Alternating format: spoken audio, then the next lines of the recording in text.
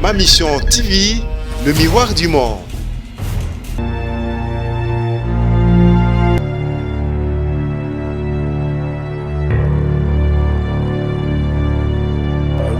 Abeti akufika na courte maladie. Popochama zali na Russie abetaki ba 7 mois na Russie kama nzela ko pona kobima kuna pena se kuma libanga.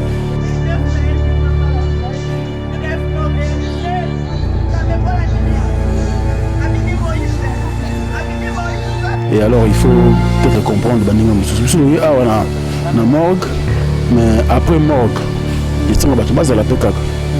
Pour même le roi de la forêt, moi j'étais en déplacement et à Royan vraiment d'ici midi 13h à quitter l'aéroport vraiment il serait exposé corps.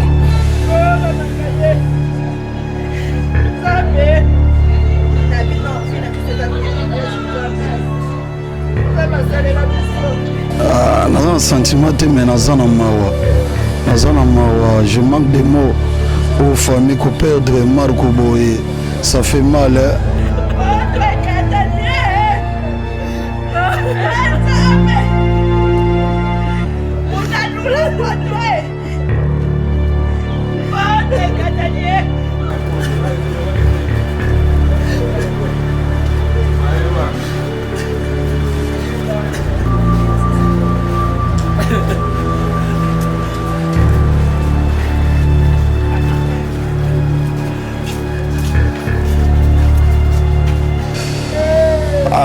Non, pardon papa.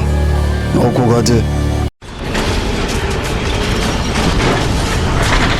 Ma Mission TV, le miroir du monde.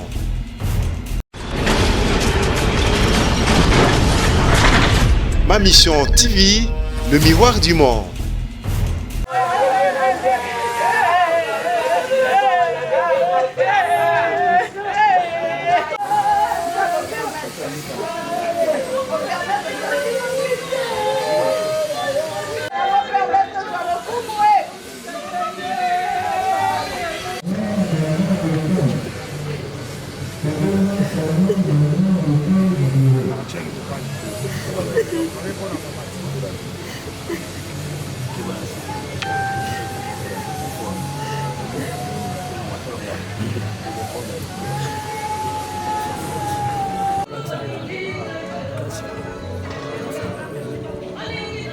Maman Jackie, au monde son caranaï, il y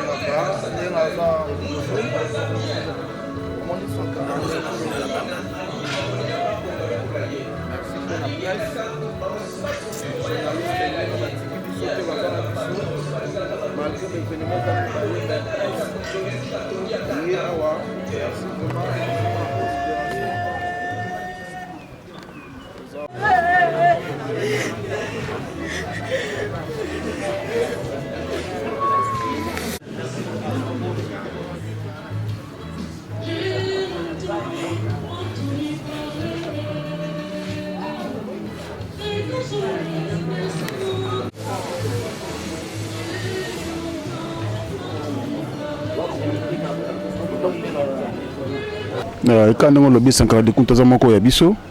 parce que biso na ba artiste to ma famille baza partenaire absolu direct alors dans la bible on moko lobby que tous les na ba baza ko lela to se na baza ko sepela donc trop ko zala vraiment indifférente tant que moko ya biso azana pasi abungisi être cher aux les grands frères naé biologique alors moko lelo lever du corps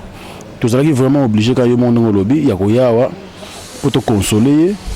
te partager mawana et pour moi ma cause là il y a makasi maintenant on zomona bande ko na yo zomona famille na yo zomona baninga na yo et ça un peu ko apaiser moi ke ba douleur wana donc voilà pourquoi ils ont justifié en fait les raisons na biso wana mort ya clinique ngalema et ça mon collègue s'appelle lever du corps artiste comédien Chikompololo na mort il y a 51 heures donc comprenons que bah monsieur peut-être basé à côté kuna et puis voilà tant monsieur c'est le programme que n'a pas quoi ba kita bandal ba ya pe ko bola mawana sankara bah monsieur peut donc il y a tellement de programmes et alors il faut peut-être comprendre ba ninga monsieur wana na morgue mais après morgue ils sont battu base à la PKK pour le roi de la forêt moi j'étais en déplacement et à Royan d'ici midi 13h à quitter l'aéroport il serait exposé corps donc au sein de la bande on a pu couvrir l'événement donc voilà. Merci. Est-ce que vous avez dit Bakuto ou Bakipe ou Yomoko à Sankara Kofi? Voilà, c'est mon abandal, donc Marco tout notre grand frère Nabiso, to Yebakiye de son vivant, donc c'est tout à fait normal tant que abandal. Non, c'est-à-dire problème il y a Sankara, ndé na zolo bato ba otala ba comprendre. Sankara za malé kinanga. Donc c'est-à-dire c'est la famille. So tala où tu place biso zalelele. So moni bato ema tango moni bato comité pembeni ya ba ko biso to telemeli o comprendre malgré non ou eza ba proche donc la famille restreinte to benga. Donc roko makoto te. Sankara pona nga bon nga una na commentaire au bato bato tala kaka ba ko baneni ba ko comprendre niveau ni to na ba relation entre nga na ye Sankara. Les autres ont dit Sankara de Kunta passé matango le temps yo ya mutu pa bengote hein place to comprendre na nga linga bona na linga te bato musu ba sepelaka na mutango mona na écran azoro makamno zo seka mais tant mutazu ba problème abo place to comprendre muta linga mutu yo ait bon place wana nga za ilo lo bate hein yo moza mukolo na si réponse moza na ngona tuni yo ya Frank Semaya na bengi bino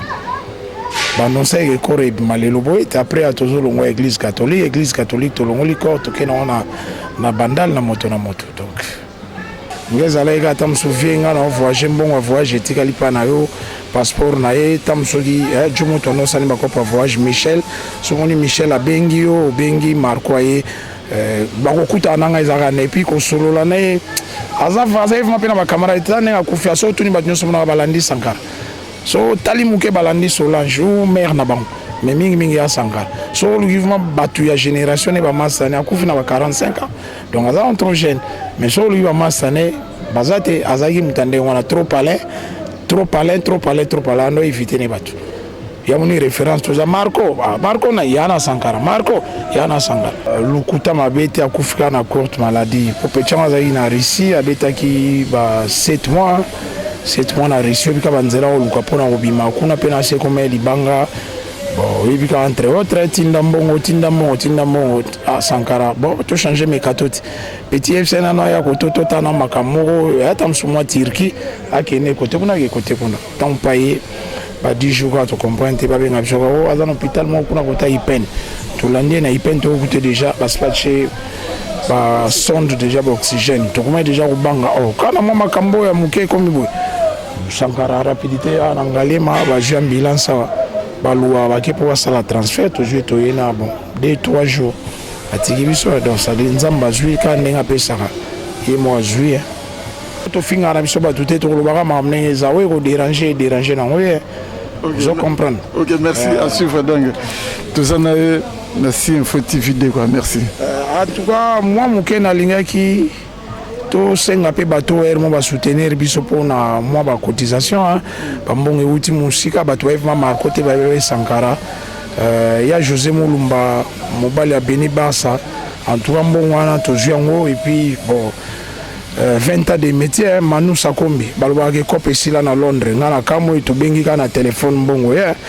lobos na Finlande Johnny Vedoye na sepeli mbongo na bino ye nazolo ba makamwana po batu ba yoka poza te kasu batindi mbongo ondra bombiso na lobi déjà boiseke na mbongo batu wana donc na ozelaka so ba makambo isili bona libération Sankara viena na lio hérité mbala Kashmir c'est bon na mbongo donc en Afrique du Sud to moni pe mbongo na yo donc ça va merci à trop. naza vraiment na ba regret belé pour Margot tosolola moi trop tosala moi makambo belé trop nga pena naza mutu ya famille naza na sentiment te mais naza na mawa je manque de mots aux familles ko perdre Marco boye ça fait mal na okoka kuze Marco nazwi sango liwani Sankara mutabenga ngai na okoloba te pardon papa na okoka te non Marco azalaki na voyage te banda ye Kisasa asali ondire ba 2 semaines